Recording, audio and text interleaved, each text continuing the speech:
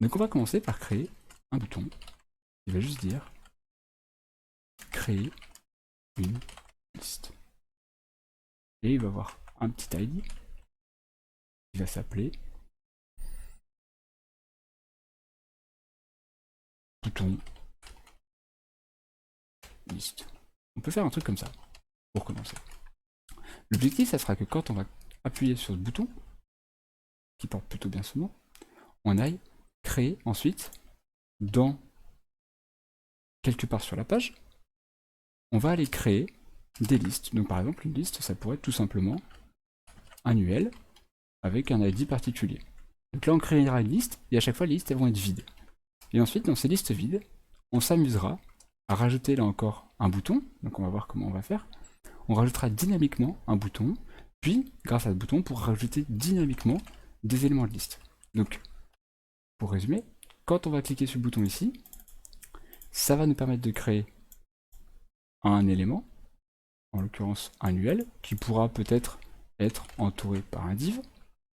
Donc tout ça, ça viendra comme ça, par exemple. Peut-être qu'on aura besoin d'entourer tout ça dans un formulaire, peut-être, on verra. Mais bref, quand on va créer ce bouton, ça va nous créer tout ça de manière dynamique. Donc on n'aura pas à taper de code, c'est juste le clic sur le bouton qui va générer ce code automatiquement. Et ça nous permettra de créer une liste par ici, une liste par là, etc. etc., etc.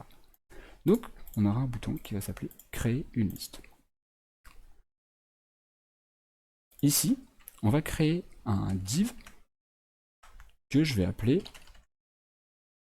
conteneur. Très souvent, quand vous allez créer des choses qui ont besoin de se mettre dynamiquement dans quelque chose, vous allez avoir besoin de ce qu'on appelle un conteneur. Le conteneur, ça va être un petit peu la bouteille qui contient l'eau, bah là ça va être la boîte qui contient les choses que vous allez mettre dynamiquement dedans. On a besoin d'un endroit où s'ancrer, un endroit où mettre les choses, donc ça va être le conteneur. Pour l'instant, j'ai juste créé ces deux choses-là. Donc, je vais aller les recenser dans mon code JavaScript. Donc, je vous rappelle, la boîte JavaScript, elle est là, la boîte CSS, elle est ici. Je vais faire très peu de CSS aujourd'hui, donc je vais juste agrandir le résultat sur la droite. Var, je vais créer une variable que j'appelle conteneur, et qui va aller chercher mon élément conteneur. Donc getElément by ID conteneur. Donc là, dorénavant, ma variable conteneur, elle va me permettre de modifier mon conteneur qui est là, qui est pour l'instant vide. Donc là, ça s'afficherait absolument rien, puisque pour l'instant, il y a juste un div, donc qui est une balise bloc sans grande sémantique, qui va ne rien contenir. Et on va aussi aller chercher notre bouton. Bouton liste. Et là, pareil, on va faire document, blablabla. Et là, on va aller chercher on va chercher bouton liste. Bouton liste. Donc, qu'est-ce qu'il va falloir faire?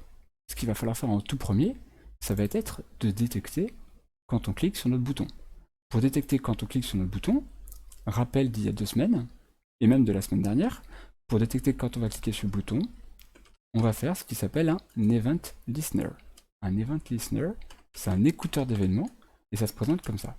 On met le nom de la variable qui tient notre élément, donc là, bouton liste, et on ajoute add event listener.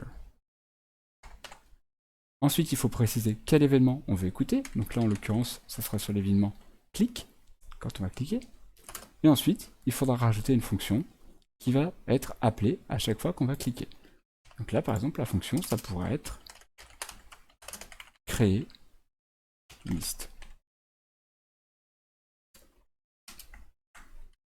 Donc là, je résume. J'ai un bouton. Quand on va cliquer sur ce bouton, ça va déclencher l'événement. Et l'événement, on va lui demander tout simplement d'aller lancer la fonction créer liste. Et la fonction créer liste, pour l'instant, elle est vide, elle est ici, et elle ne fait rien. Elle pourrait tout simplement, dans un premier temps, pour vérifier que ça marche, modifier le contenu de mon div pour mettre, par exemple, clic. Donc là, a priori, quand je vais cliquer pour vérifier que tout fonctionne bien, quand je vais cliquer sur mon bouton, créer liste va juste modifier le contenu de ma balise div ici qui s'appelle conteneur. pour écrire le texte click. Alors, si je lance ça, on a bien notre bouton créer liste qui est là. Et si je clique dessus, il ne s'est rien passé. Pourquoi il ne s'est rien passé? Il y a deux choses possibles. Soit mon conteneur ici ne pointe pas vers le bon élément, possible. Soit le nom de l'événement n'est pas le bon. Alors pour ça, je vous rappelle qu'en appuyant sur la touche F12, ou alors en allant dans le menu, alors je sais pas si vous voyez le... Normalement vous les voyez pas. Dans le menu tout à droite, vous pouvez trouver les trucs de développement web. Ou tout simplement la touche F12. Et dans F12, vous avez la console. Donc quand il y a une erreur, normalement elle va popper dans la console, elle va s'afficher dans la console. Donc là il se passe rien. Alors pourquoi? Là il me dit bouton list add event listener is not a function. Donc en gros il est en train de me dire que pour ça, je peux pas faire add event listener, parce que add event listener is not a function. Alors pourquoi? Bouton, peut-être il y a des exemples. Sinon on fait tout simplement javascript add.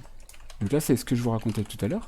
Quand on a l'habitude de se servir de framework, donc de choses qui nous permettent de faire des choses un peu plus haut niveau, et ben on est souvent un peu embêté parce qu'on n'a plus l'habitude de taper ce genre de fonction. On tape des trucs du genre, par exemple au quotidien, moi quand j'ai besoin de faire ça, je tape juste bouton, point, clic, et là directement je peux faire ma fonction, quoi. Ça va plus vite.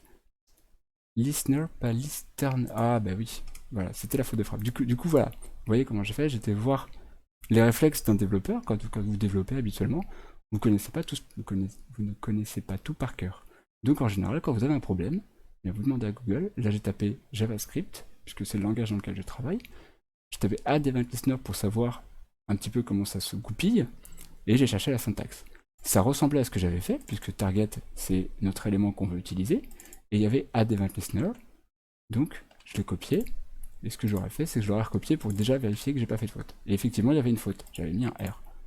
Donc maintenant, si on rerun, normalement, ça, si je clique créer une liste, voilà, on est bien rentré dans notre fonction créer liste, et on a bien le texte content qui s'est changé. Du coup, merci Faldheim, c'était tout à fait ça. C'est bien vu, t'as bien vu la typo, j'avais pas vu effectivement qu'on a fait